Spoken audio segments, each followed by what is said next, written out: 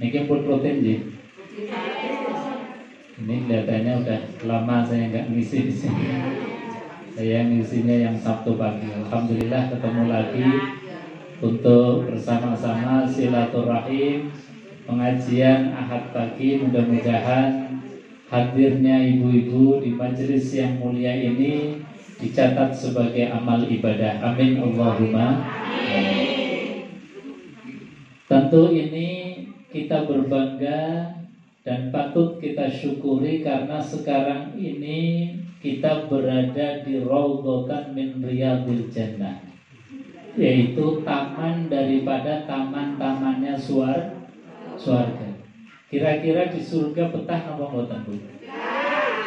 Di tamannya surga betah mboten? Nah, insya Allah kalau kita sudah latihan di dunia ini mengunjungi tamannya surga, nanti di akhirat betul-betul kita dimasukkan ke dalam surganya Allah Subhanahu wa taala. Amin Allahumma amin. Apa itu tamannya surga? Yaitu majelis-majelis ilmu, majelis-majelis ta'lim, majelis-majelis zikir. Jadi siapa saja kata Rasulullah SAW yang suka menghadiri majelis ilmu, majelis ta'lim, berarti dia sedang berekreasi di tamannya surga. Senang boten? Ini kelihatan wajah-wajah ahli surga. Ahli surga itu pasti senang, gembira wajahnya, buatan meremutan. Wajahnya ceria, wajahnya bahagia, wajahnya penuh optimisme. Amin Allahumma. Dan senang bahagia itu merupakan ciri dari orang-orang yang beriman. Ciri-ciri walinya Allah, kekasihnya Allah. Kata Quran itu ciri daripada walinya Allah itu la khaufun alaihim walahum yahzanun. Enggak pernah sedih, enggak pernah takut, wajahnya optimis, wajahnya gembira. Meskipun kemarin ada corona, meskipun kemarin ada bencana, meskipun kemarin masih banyak hal-hal yang bisa membuat kita itu takut, sedih.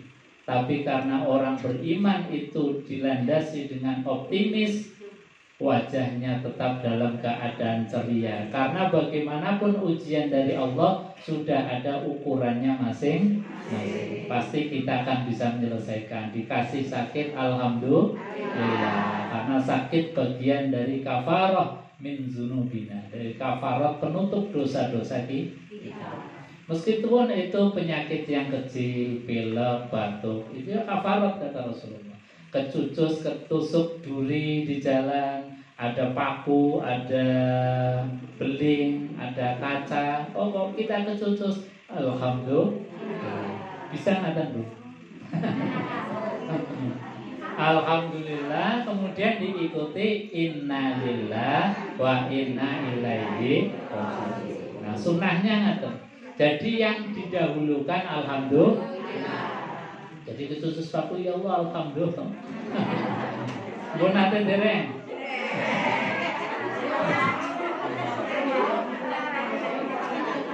Jadi sakit alhamdulillah. Ada yang meninggal dunia? Alhamdulillah sumastarja. Jadi alhamdulillah dulu. Dalam hadisnya itu alhamdulillah dulu, kemudian diikuti innalillah wa inna ilaihi raji'un. Tapi kedah di elmoni. Makin ali boten di elmoni, ada saudara meninggal dunia, alhamdulillah. Ada suami meninggal dunia, alhamdulillah. Baik piye? Kalau nggak punya ilmunya bisa salah paham. Padahal harusnya gitu. Makanya ya sudah alhamdulillahnya kalau dalam suasana seperti itu cukup dalam hati kita saja yang tahu, kemudian innalillahnya yang dikeraskan. Jadi tetap harus alhamdulillah. Maknanya alhamdulillah dalam kondisi apapun itu artinya syukur terhadap qadha-nya Allah. Syukur terhadap ketentuannya Allah Subhanahu wa ta'ala. Jadi menerima terhadap terhadap keputusannya Allah. Meskipun keputusannya itu menurut kita itu nggak enak, menurut kita susah, menurut kita sedih. Ya siapa sih yang nggak susah? Kita keceplus paku ya susah. Kita sakit ya susah. Ada yang meninggal dunia ya susah. Tapi itulah qadanya Allah, keputusannya Allah. Karena tidak ada sesuatu apapun yang menimpa kita kecuali semuanya sudah ditetapkan, sudah dituliskan oleh Allah di Lauhul Mahfuz. Makanya tetap alhamdulillah. Jadi syukur. Baru kemudian diikuti inna lillahi wa inna ilaihi raji'un. Nah itu ilmunya. Tapi sekali lagi harus pas supaya nggak salah paham. Jadi kalau besok orang sakit, alhamdulillah dia sakit tambah riang. Ya alhamdulillah, tapi di dalam hati alhamdulillahnya ya Allah masih hidup. Ya Allah alhamdulillah, mudah-mudahan diberikan obat. Ini alhamdulillah.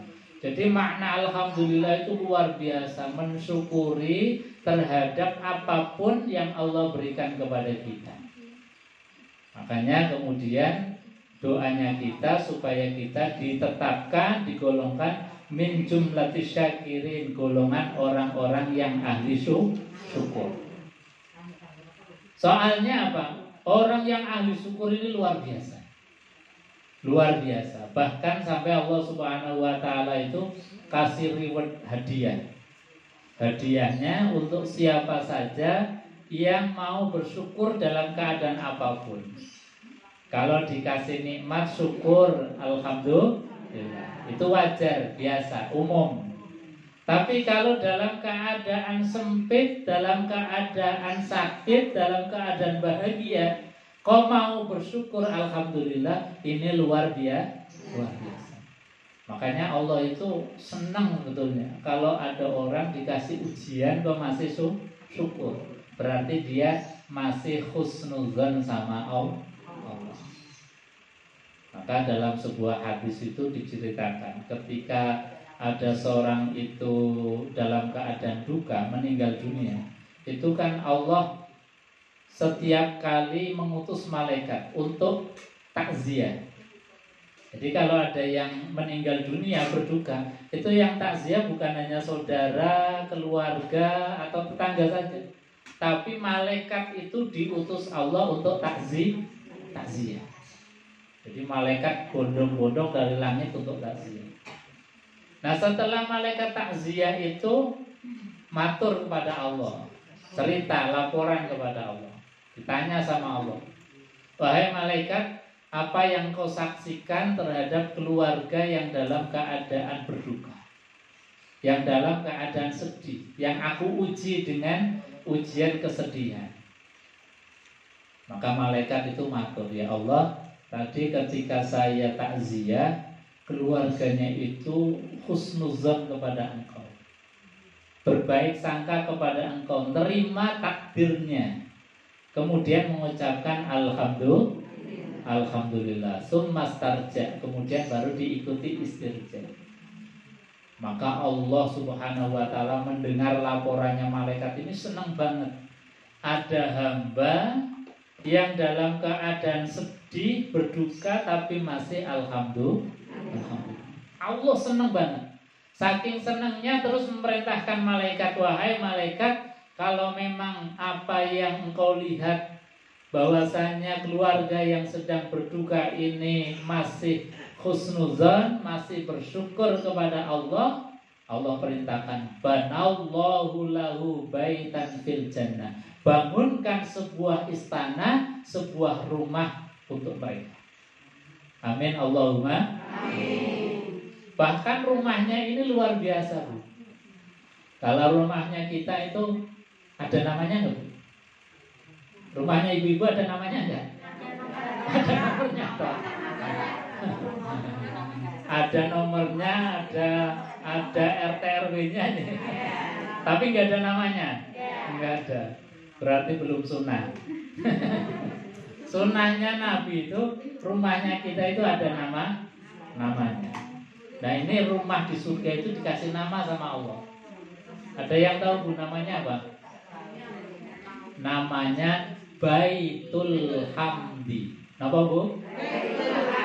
Bait itu rumah, hamdi itu pujian. Artinya apa? Itu rumah diperuntukkan untuk siapa saja yang mau memuji kepada Allah, bersyukur kepada Allah dalam keadaan apapun, senang maupun duka, susah maupun sempit. Jadi dalam keadaan apapun mau bersyukur kepada Allah biqauli alhamdulillah. Orang yang syukur terus, ini hadiahnya apa Bu? Rumah di surga. Pun gak ada rumah di surga. Nah, bangun rumah yang murah ini cukup tanamkan dalam hati rasa syukur kepada Allah yang sebanyak-banyak, meskipun dalam keadaan duka.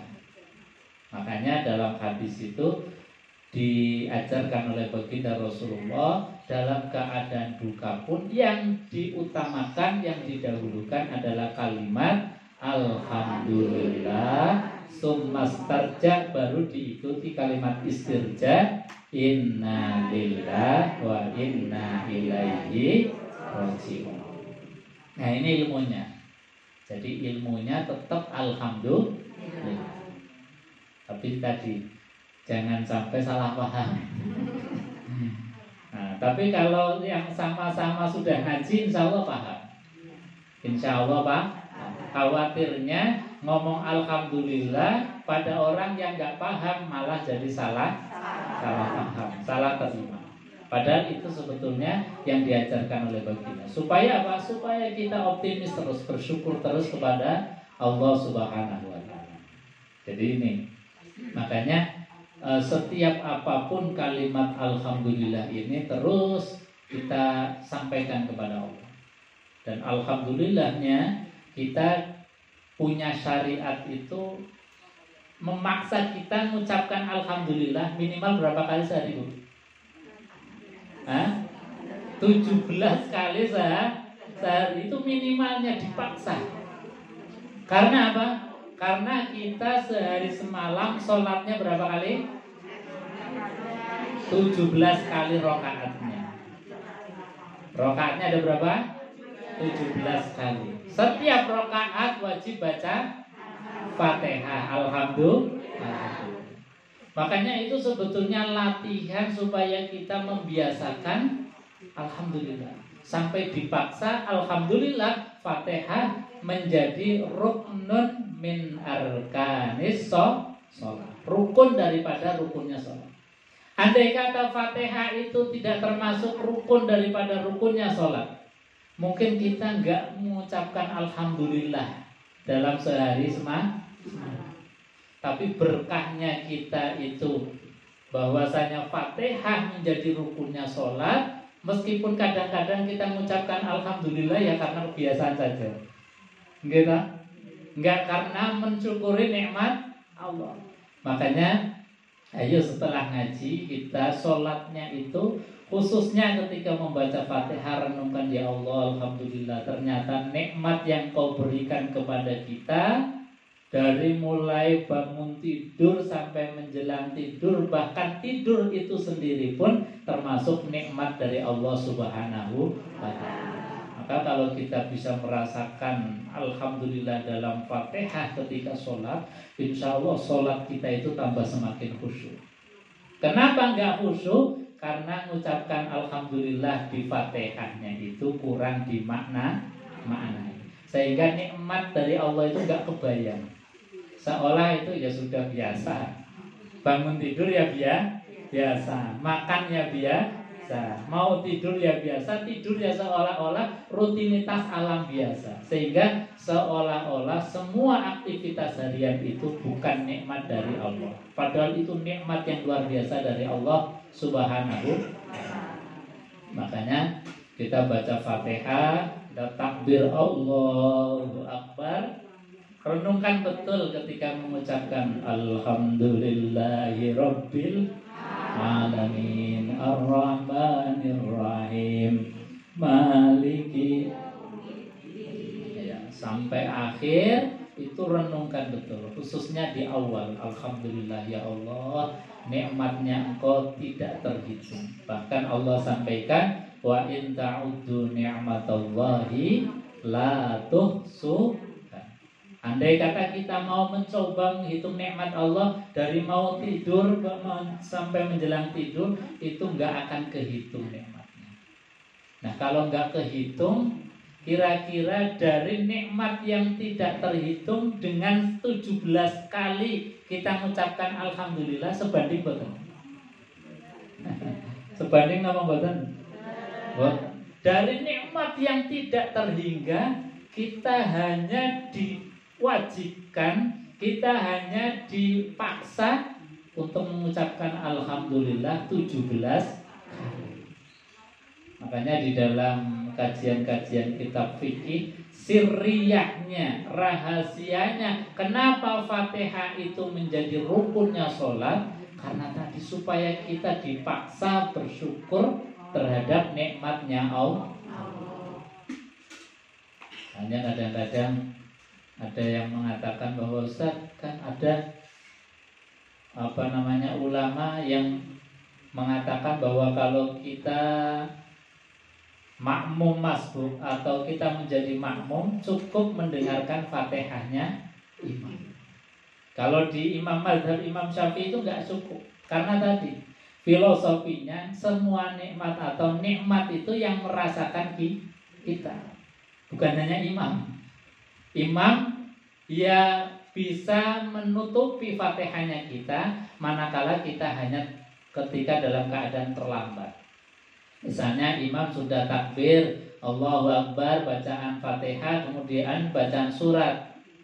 Ketika bacaan surat telah selesai, kita baru datang. Kemudian imam sudah ruku, kita ngejar sampai ruku. Nah, Fatihah yang ketinggalan tadi itu baru ditambali dengan Fatihahnya imam yang tadi. Ini kalau menurut Imam Syafi'i. Jadi kita cukup mendapatkan satu ayat dari Fatihah, Bismillahirrahmanirrahim atau Alhamdulillahirabbil alamin, langsung ngejar rukuknya imam. Maka Fatihah yang tadi yang kurang, nah baru disempurnakan oleh Fatihahnya imam. Tapi kalau kita itu dari awal sudah ngikuti imam, maka menurut mazhab Imam Syafi'i tetap semua makmum harus membaca Fatihahnya sendiri-sendiri. Karena apa? Karena kita juga diberikan oleh Allah nikmat sendiri-sendiri, tidak diwakilkan ke imamnya. Makanya kita baca Fatihah. Ini sirriyahnya di dalam mazhab Imam Syafi'i. Kenapa makmum pun tetap diwajibkan membaca surat Al-Fatihah? Kecuali kalau yang nggak bisa, misalnya ada orang baru masuk Islam, Fatihah belum hafal, ya sudah mengikuti apa saja gerakannya imam, itu sudah sah. Kalau belum bisa, tapi kalau sudah bisa, sebagai bentuk rasa syukurnya, setiap rakaat kita wajib membaca surat Al-Fatihah. Makanya tadi bacaan Alhamdulillah ini luar biasa. Maka setiap kali kita mengucapkan Alhamdulillah, kita berusaha untuk mengingat-ingat, ya Allah, nikmatnya Engkau sungguh luar biasa, tidak terhingga. Tapi sehari semalam kadang-kadang kita hanya mengucapkan Alhamdulillah cuma 17 kali. Ya syukur ditambah. Seperti tadi, setiap ada kesempatan Alhamdulillah. Dalam keadaan duka Alhamdulillah. Sholat tambahan qobliyah ba'diyah juga ada Alhamdulillah. Jadi perbanyak Alhamdulillah. Insya Allah kalau kita terus biasakan Alhamdulillah, itu berarti menerima setiap takdirnya Allah Subhanahu wa ta'ala. Dan menerima takdir itu penting, karena takdir itu bagian dari rukun iman. Gini apa Pak? Rukun iman yang penting dulu. Nah, pertama apa? Iman kepada Allah. Yang kedua, iman kepada malaikat. Yang ketiga, iman kepada kitab. 4, iman kepada Rasul, iman kepada hari kiamat. Yang terakhir, iman kepada takdir, qada dan qadar, khairihi wa syarrihi minallah. Baik takdir yang menurut kita itu takdir yang baik, atau takdir yang menurut kacamata kita takdir yang tidak baik, itu semuanya minallah, dari Allah Subhanahu wa taala. Ini yang harus betul-betul. Makanya kalau kita dikasih nikmat, makan enak, ya alhamdulillah. Ketika dikasih nikmat, walaupun makannya enak, ada sate, ada tengkleng, ada tongseng, kok dilalah lidah kita nggak enak, ya alhamdulillah. Itu namanya takdir Allah, ketetapan Allah Subhanahu wa taala. Makanya jangan sampai kita menolak. Dalam hadis Rasulullah Shallallahu Alaihi Wasallam itu diperingatkan oleh Nabi. Kata Nabi, man asbaha wa huwa yashku dhiqal ma'as. Nah, ini peringatan oleh Nabi khususnya di zaman kita. Karena zaman kita ini banyak dan penyakitnya menyebar, apalagi di media sosial. Kata Nabi, man asbaha, barang siapa yang subuh-subuh, pagi-pagi, yashku dhiqal ma'as, yang menceritakan kesulitan hidupnya. Jadi pagi-pagi baru bangun tidur aja sudah pegang HP, bikin status, ya Allah, urip kok ngene banget. Ya Allah, sakit kok nggak sembuh-sembuh. Itu namanya yashku dhiqal ma'as, menceritakan kesulitan hidup. Kata Nabi, barang siapa yang pagi-pagi baru bangun tidur kok sudah Rasulullah menceritakan kesulitan hidupnya kepada orang lain, faka'annama yashku dhiqal ma'ash, maka sama saja seperti dia mengadukan Allah Subhanahu wa ta'ala. Sama saja seperti dia tidak rela terhadap takdirnya Allah. Dan ini bahaya. Jadi masih mendingan pagi-pagi nge-share makanan. Itu masih mending. Masih mending. Karena itu ya cuman bikin merry saja. Ngiming-ngiming. Tapi nggak sampai pada penyakit akidah. Penyakit tadi yang merusak takdir, merusak iman. Tapi kalau sudah Rasulullah menceritakan perkara kesulitan hidupnya, bahkan kalau sekarang sekali bikin status, semua orang di dunia bisa mengakses, bisa membaca. Itu artinya kita mengadukan Allah kepada semua makhluk. Jadi Allah menjadi tersangka atas hidup kita. Ya Allah, kok seolah-olah tega membuat kita susah, seperti Allah tega membuat kita penyakit.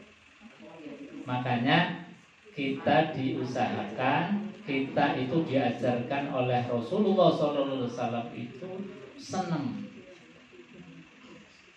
Dengan senang, maka ciri-cirinya orang senang itu adalah biqauli alhamdulillah. Jadi walaupun misalnya kita lagi sumpah, kalau orang kelihatan alhamdulillah, oh ini berarti lagi senang. Lagi senang. Orang yang sudah kelihatan senang dari pagi, itu akan diberikan oleh Allah makhraja, jalan keluar. Diberikan solusi, diberikan jalan keluar, diberikan oleh Allah Subhanahu wa taala tameng, diberikan oleh Allah Subhanahu wa taala penawar. Ini kalau orang dari pagi sudah optimis, sudah senang, sudah bersyukur kepada Allah Subhanahu wa taala. Jadi ini jangan sepelekan, kelihatannya sih biasa begitu. Pagi-pagi bikin status, ya Allah kok urip koyo ngene to. Ya Allah penyakit kok enggak sembuh-sembuh. Ya Allah gini malah diceritakan di dalam media sosial kita. Kalau dulu paling cerita sama tetangga. Ya yang tahu tetangga tuh. Tapi kalau Zaman kita sekali kita bikin status, semua orang di dunia bisa baca, bisa melihat kondisi kita. Oh itu ternyata lagi sumpek banget. Oh dia ternyata lagi sakit. Oh itu seperti dia tidak terima terhadap takdirnya Allah. Maka sekali lagi masih mending share-sharean. Pagi ini mau masak apa ya? Masih mending. Atau kalau sudah jadi masakan difoto, di-share, itu masih mending. Masih mending. Meskipun itu juga konsekuensinya harus ngaturi tetangga yang tahu. Kemarin loh. Tapi nggak sampai kepada dosa yang merusak keimanan. Maka ibu-ibu hadirin jamaah yang dimuliakan Allah Subhanahu wa taala, sekali lagi mari kita tanamkan rasa syukur kita dalam hati. Insya Allah kita termasuk min jumlatis syakirin, golongan orang-orang yang syukur kepada Allah Subhanahu wa taala. Amin Allahumma amin. Ibu-ibu jamaah yang dimuliakan Allah Subhanahu wa taala. Ini baru pembukaan. Janjane meh ngaji napa kula bingung. Pun kula siapaken tapi malah niku. Ibu-ibu jamaah yang dimuliakan Allah Subhanahu wa taala. Kedua kalinya sholawat dan salam kita haturkan keharibaan baginda Nabi besar Muhammad sallallahu alaihi wasallam. Nabi yang paripurna, Nabi yang memang tidak ada tandingannya, tidak ada nomor duanya, bahkan disifati oleh Allah Subhanahu wa taala bahwasanya Nabi itu sebagai al-uswah al-hasanah. Jadi uswah hasanah, teladan yang sempurna, teladan yang tanpa celah. Itulah baginda Rasulullah SAW. Makanya di dalam sholat juga kita diwajibkan untuk membaca sholat. Bahkan menjadi ruknun min arkanis sholat, rukun daripada rukunnya sholat. Sebab dengan bersolawat itu sendiri itu sudah mentauhidkan Allah Subhanahu wa ta'ala. Sholawat itu lafalnya gimana Bu? Allahumma sholli ala Muhammad atau Allahumma sholli ala Sayyidina Muhammad. Boleh pakai Sayyidina, boleh apa? Sayyidina. Maknanya Allahumma sholli ala Sayyidina Muhammad itu duhai Allah, sholli ala Muhammad, mugi-mugi panjenengan paringi rahmat dan salam. Artinya kalau yang maringi berarti zat yang maha. Dan sehebat apapun Rasulullah SAW adalah makhluk yang dikasih, yang diparingi. Artinya jelas dengan bersolawat kepada Rasulullah SAW saja, itu artinya kita sudah mentauhidkan Allah Subhanahu wa ta'ala. Gak mungkin orang yang bersolawat itu kemudian syirik, menyekutukan Allah dengan mensejajarkan Allah seperti mensejajarkan Rasulullah seperti Allah. Itu gak mungkin. Makanya rahasia daripada solawat itu pasti orang yang bersolawat itu akan terhindar daripada mensekutukan Allah. Kenapa harus bersolawat? Karena Nabi Muhammad SAW itu diutus menjadi Nabi dan Rasul setelah pendahulunya. Sebelum Nabi Muhammad Nabi Isa alaihissalam. Jadi angkatan sebelum Nabi itu adalah Nabi Isa alaihissalam. Yang Nabi Isa itu disalahpahami oleh umatnya. Bahkan saking ekstrimnya disalahpahami itu sampai mengatakan Isa itu adalah anak Tuhan. Saking salah pahamnya, saking karena memang kehidupannya Nabi Isa itu memang luar biasa. Luar biasanya nggak pernah kelihatan makan tapi kuat. Jadi kalau makan ya umpet-umpetan di dalam. Beda dengan Nabi. Nabi itu sifat basariahnya itu justru ditampakkan. makan ya kadang-kadang bareng sama sahabat. Kadang bahkan ya satu nampan begitu bareng-bareng dengan sahabat. Jadi sisi memperlihatkannya Nabi, misalnya seperti makan, minum, bahkan berkeluarga, itu seperti basariah pada umumnya. Beda dengan Nabiullah Isa yang nggak berkeluarga, kalau makan dia priayi, ngumpet-ngumpet di dalam. Kemudian ya tidak seperti tampaknya orang-orang yang umum gitu. Itu Nabi Isa. Makanya sering disalahpahami. Kemudian dianggapnya ini orang hebat, ini anak Tuhan, tidak seperti manusia kebanyakan. Maka cara menyanggah, cara untuk menolak paham mereka itu, Al-Quran itu dengan logika yang sangat gampang. Allah hanya cukup mengatakan kana yakulanit to'am. Wahai orang-orang Nasrani, Isa itu bukan Tuhan. Nyatanya, faktanya kana yakulanit to'am, bahwa Isa dan ibunya itu masih makan. Kalau masih makan, kita orang yang berakal kok masih membutuhkan sesuatu yang tidak punya akal, yaitu makanan, yaitu minum. Hebatnya kita, hebatnya manusia, sekalipun itu seorang wali kota atau gubernur atau bahkan presiden sekalipun, kalau nggak makan ya lemes, nggak makan ya nggak berdaya. Makanya Allah ketika ingin mengkonter, ingin menyanggah pendapatnya orang-orang Nasrani yang mengatakan Isa itu Tuhan, cukup mengatakan kana yakulanit to'am, bahwa Isa dan ibunya itu juga butuh makan. Karena memang makannya Isa dan ibunya itu dulu gak pernah terlihat oleh orang lain. Ya ibunya yaitu Maryam juga nggak pernah kerja, nggak pernah cari nafkah. Tahu-tahu Allah ngasih makan. Makanya pamannya Nabi Isa itu sempat kaget, namanya Nabi Zakaria. Falamma dakhala 'alaiha Zakaria al-mihraba wajada 'indaha rizqa. Jadi ketika Nabi Zakaria itu setiap kali masuk ke kamarnya ibunya Nabi Isa yaitu Maryam, wajada 'indaha rizqa, setiap kali masuk sudah ada rizki di dalam. Padahal nggak ada yang ngasih makan, nggak ada yang ngasih buah-buahan, nggak ada yang ngasih minuman, karena memang sudah disiapkan oleh Allah Subhanahu Wa Taala. Nah, ini namanya makomnya makom tajrid. Tajrid itu orang yang nggak usaha, orang yang nggak bekerja, tapi sudah dicukupkan semua kebutuhannya oleh Allah. Dan itu Maryam dan anaknya yaitu Isa. Makanya kemudian umatnya ini jadi salah paham, seolah-olah bahwasanya Isa itu anak Tuhan, bahwa Maryam itu adalah orang suci atau Bunda Maryam.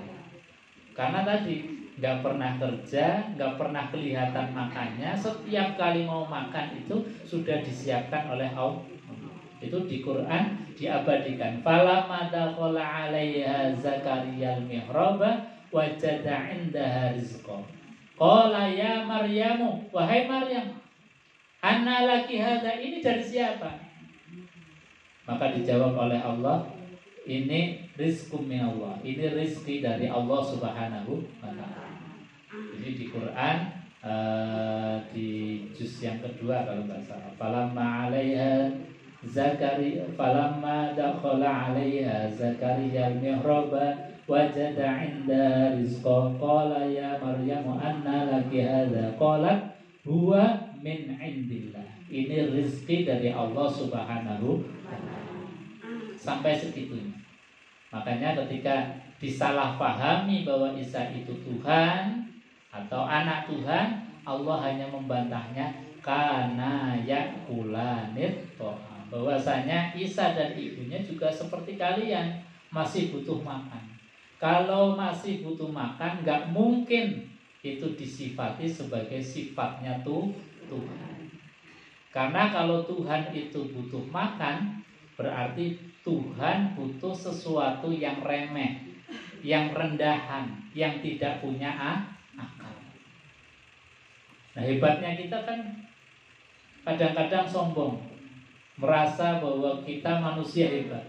Padahal kita itu masih butuh materi yang tidak punya akal. Ada nasi punya akal betul. Kita kadang-kadang makan ayam punya akal betul. Enggak, semua yang kita makan derajatnya lebih rendah daripada kita manusia. Kok masih merasa hebat? Nah ini makanya kemudian dengan kita bersolawat kepada baginda Rasulullah, artinya bahwa Nabi itu berbeda dengan Nabiullah Isa alaihissalam yang pernah disalahpahami oleh umatnya. Maka dengan bersolawat kepada Rasulullah, nggak mungkin umatnya Rasulullah SAW mensejajarkan atau menganggap Nabi Muhammad sebagai Tuhan atau bagian dari Tuhan atau anak Tuhan. Itu tidak mungkin sama sekali. Dan memang nyatanya tidak ada satupun umat Rasulullah yang menganggap bahwa Nabi Muhammad itu anak Tuhan. Ada nggak, Bu? Nggak ada. Berbeda dengan umatnya Nabiullah Isa sampai menganggap Isa itu sebagai anak Tuhan. Nah ini, makanya kita punya tugas ini sebetulnya. Punya tugas dari Allah Subhanahu wa Ta'ala. Apalagi ini bulan Desember. Biasanya Desember tanggal 25 itu apa, Bu? Natalan. Yang kita sering berpolemik, sering mempermasalahkan apakah boleh mengucapkan selamat Natal atau enggak. Apakah kita ketika ada tetangga saudara yang Natalan, apakah kita boleh mengucapkan selamat? Apakah kita cukup diam? Nah itu para ulama sudah membahasnya, kita tinggal ngikuti saja. Ngikuti artinya ada fatwa ulama yang melarang, karena lebih kepada ikhtiyat, hati-hati, menjaga akidah kita supaya nggak katutan mereka. Atau yang membolehkan dengan syarat, membolehkan karena mungkin ada saudara kita yang non muslim atau pimpinan kita yang non muslim, kalau kita nggak mengucapkan selamat itu rasanya nggak enak. Atau tetangga kita yang baik, yang non-muslim, kalau kita nggak mengucapkan nggak enak. Maka para ulama ada yang membolehkan, ya sudah silahkan. Tetapi syaratnya, ini camkan dalam hati kita, bahwa ketika kita mengucapkan selamat itu, yang diselamati bukan Isa ibnullah, bukan Isa anak Tuhan, tetapi yang kita selamati adalah Isa ibnu Maryam, Isa anaknya Maryam, yang sebagai nabi dan rasulnya Allah Subhanahu wa Ta'ala. Tapi kalau kita mampu untuk menjaga, nggak mengucapkan, ya itu lebih baik. Tapi tadi kalau misalnya kepaksa ada saudara yang non, ya sudah ngikuti saran pendapat hukumnya ulama yang membolehkan, tapi hatinya ditoto. Tetapi ada kewajiban dari Quran untuk kita sebetulnya. Kewajibannya apa? Kata Quran, wa kadzalika ja'alnakum ummatan wasata. Wa kadzalika, dan yang demikian itu kata Allah, ja'alnakum, aku jadikan kalian. Kalian siapa? Yaitu Rasulullah dan umatnya, termasuk kita. Jadikan apa? Ummatan wasata, umat yang menjadi wasit. Wasit itu apa, Bu? Yang melerai. Wasit itu yang tengah-tengah, yang menghukumi, yang wasit sepak bola. Nah, wasit itu kan tengah-tengah, nggak mihak kanan, nggak mihak ke kiri, mendudukan perkara sesuai dengan porsinya, faktanya. Itu namanya wasit. Nah ini kita diberikan oleh Allah satu kewajiban menjadi umat wasato, umat yang menjadi wasit, umat yang tengah-tengah. Karena apa? ayat ini turun itu berkaitan dengan klaim tadi tentang Nabiullah Isa alaihissalam. Karena ketika Isa lahir itu orang Yahudi menuduhnya bahwa Isa itu adalah anak haram, anak zina. Ini klaim kiri yang sangat menyimpang, sangat keras. Sementara klaim kanan orang-orang Nasrani mengatakan bahwasanya Isa adalah anak Tuhan. Ini juga garis kanan yang sangat menyimpang. Makanya kemudian Allah menurunkan Al-Quran kepada Nabi Muhammad untuk meluruskan fakta sejarah. Faktanya apa? Bahwasanya Isa itu adalah ibnu Maryam yang menjadi utusan Allah, menjadi rasulnya Allah, menjadi nabiullah, nabinya Allah Subhanahu wa ta'ala. Nah ini harus diluruskan dan ini kewajiban kita menjadi wasit, bahwasanya menjelaskan Isa itu bukan Tuhan, Isa itu nabi, Isa itu rasul. Buktinya apa? Isa bukan Tuhan dan nyatanya Isa masih makan. Itu aja. Kalau orang atau makhluk masih butuh makan, nggak mungkin bisa disifati sebagai Tuhan. Karena kalau orang itu nggak makan, pasti lemes. Kalau orang itu makan, pasti masih butuh buang air besar, buang air kecil. Nah kalau orang itu kemudian dituhankan, sementara lagi di WC, kan nggak bisa dituhankan. Ketika orang itu misalnya disembah, yang disembah masih di kamar mandi. Padahal syaratnya ibadah itu harus suci. Loh, Tuhannya sendiri masih di kamar mandi. Ini jelas menunjukkan bahwasanya Isa itu bukan Tuhan. Nah ini dakwah kita harus disampaikan. Tentu cara menyampaikannya juga Al-Quran mengajarkan kita. Ud'u ila rabbiki ila sabili rabbika bil hikmah wal mau'izatil hasanah. Jadi kita tetap wajib menyampaikan bahwa Isa itu bukan Tuhan. Isa itu hanya nabi dan rasul, tapi cara menyampaikannya yang baik. Supaya mereka itu jadi simpati, mereka itu terbuka pikirannya. Bukan diolok-olok, bukan dicemooh, bukan dibully, tapi dibimbing terus, disampaikan dengan logika, pikiran yang benar. Ini kalau kita mampu. Jadi bil hikmah wal mau'izatil hasanah. Hikmah itu apa? Hikmah itu ya cara yang terbaik. Kita menyampaikan mungkin ya sambil guyon-guyon, sambil dengan ucapan yang baik. Wal mau'izatil hasanah. Jadi ucapan yang baik, kalimat tutur kata yang baik di saat yang baik.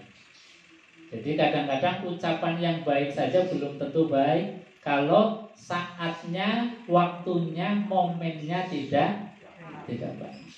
Jadi memang dakwah itu ya kita cari-cari momen yang baik. Momennya lagi gembira, senang, kita selipkan satu guyonan. Ini terutama guyon. Karena dengan guyon itu kan orang tidak tersinggung. Atau dengan diskusi yang baik. Ini Quran sudah mengajarkan sebegitu risiknya. Jadi kewajiban kita ya dakwah, tetapi ud'u ila sabili rabbika bil hikmah wal mau'izatil hasanah. Dengan cara yang baik, di saat yang baik, di momen yang baik. Supaya mereka jadi terbuka. Jangan diem. Kalau diem namanya bukan dakwah. Dakwah itu yang mengajak. Mengajak itu ya salah satunya dengan perilaku kita, dengan ucapan. Itu namanya mengajak. Jadi kewajiban kita meluruskan fakta sejarah bahwasanya Isa bukan anak zina, juga Isa bukan anak Tuhan, tapi ibnullah yang menjadi rasul utusan Allah untuk kaum Bani Israil. Jangan sampai kemudian di momen-momen yang seperti ini menjelang Natalan malah umat Islam itu rudu dewi. Itu kok mengucapkan selamat ya? Itu enggak mengucapkan selamat. Akhirnya antar sesama kaum muslimin malah berantem sendiri. Nah ini yang tidak boleh. Kalau ada orang yang mengucapkan, ya kita husnuzon. Dia mungkin bisa noto hatinya. Dia mungkin nggak enak kalau mengucapkan, ya sudah, biarkan dia mengucapkan. Oh, dia tidak mau mengucapkan, ya sudah, kita husnuzan kepada kaum muslimin, dia sedang menjaga akidah.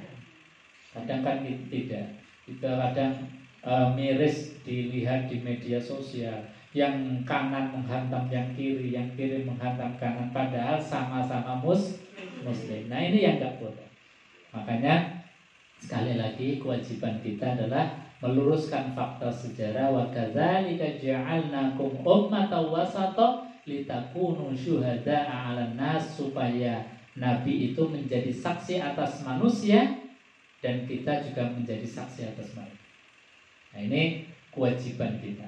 Maka ibu-ibu jamaah yang dimuliakan Allah Subhanahu wa taala, mari kita jaga kerukunan di antara kita, jaga akidah kita, dan harapan kita diselamatkan oleh Allah di dunia hatta akhirah. Amin Allahumma amin. Saya kira itu yang bisa kami sampaikan. Mohon maaf yang sebesar-besarnya. Kita tutup dengan bermunajat, berdoa bersama-sama. Mudah-mudahan apa yang kita niatkan, apa yang kita hajatkan, khususnya untuk hajat dari Ibu Isna yang ini ada sunnah Rasul. Jadi di antara sunnah Rasul itu mengganti nama. Nabi itu biasa ganti nama sahabat yang namanya nggak sesuai dengan syariat atau namanya kurang baik itu diganti. Nah, ini Bu Isna mengganti nama putranya Dafa Zakiyuddin Hanafi, yang Dafanya dipotong tinggal Zakiyuddin Hanafi. Jadi Mas Zaki atau Mas Hanafi.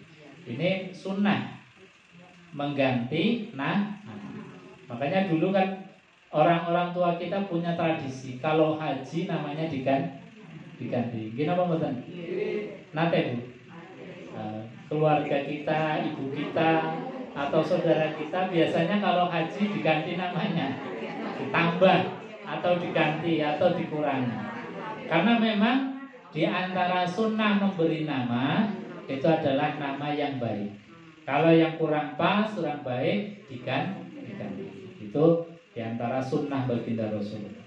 Maka mudah-mudahan Mas Zakiyuddin Hanafi diberikan oleh Allah Subhanahu wa taala menjadi anak yang soleh, anak yang berbakti, anak yang taat, anak yang dekat dengan Al-Qur'anul Karim. Amin Allahumma amin. Allahumma shalli wa sallim ala sayyidina wa habibina syafiina wa dhuhrina wa maulana Muhammad bil awalin wal akhirin wa sallim radhiyallahu ta'ala an kulli sahabati Rasulillah ajma'in.